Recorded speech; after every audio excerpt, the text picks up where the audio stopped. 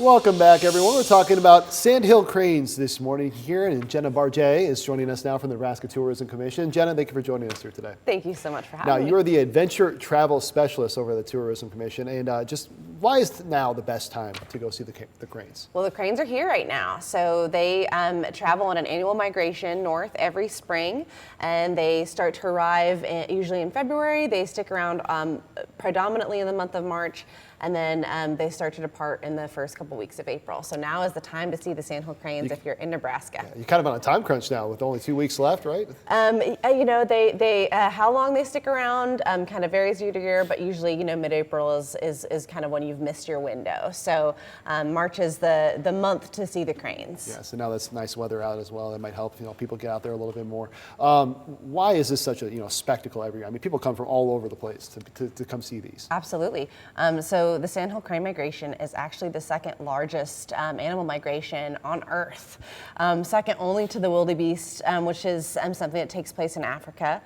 So it's a giant spectacle. We actually have over 1 million Sandhill cranes that will travel through the state of Nebraska.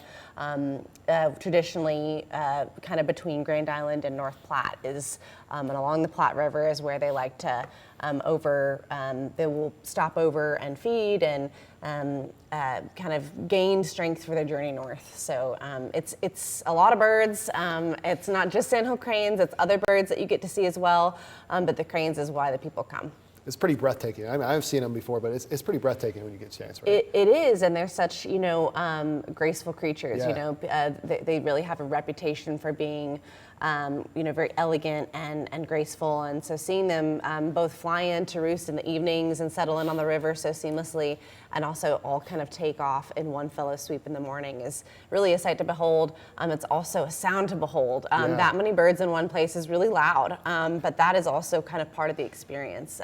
Is being immersed in that, so it's neat. Now, Sandhill cranes aren't the only thing you can be on the lookout for in central Nebraska, right? That's right. I had mentioned that you can see other birds.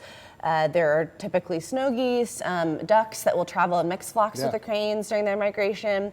But then just toward the end of the Sandhill crane migration, say you missed your window in March to see the cranes, in April, pretty much throughout April, you can start to experience another animal, fun bird sighting in central Nebraska, which is the prairie chickens. And they're goofy, they're fun, beautiful birds, and they will start their mating rituals come April. So that's something that you can check out if you've missed the cranes, but you still want to get your bird fix in Nebraska. Just want to say, look at all those chickens. There you go, right? That's right.